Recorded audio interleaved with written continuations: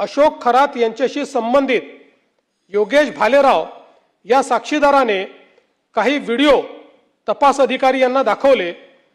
त्यात व्हिडिओमध्ये एकूण 8 महिलांचे 35 व्हिडिओ असल्याचे समोर आले।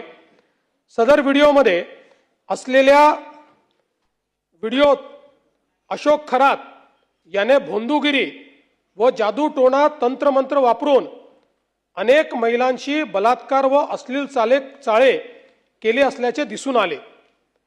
ज्या साक्षीदाराने व्हिडिओ पोलिसांसमोर दाखवण्याची हिम्मत केली त्या साक्षीदारास अशोक खरातकडून जीविताबाबतची भीती होती।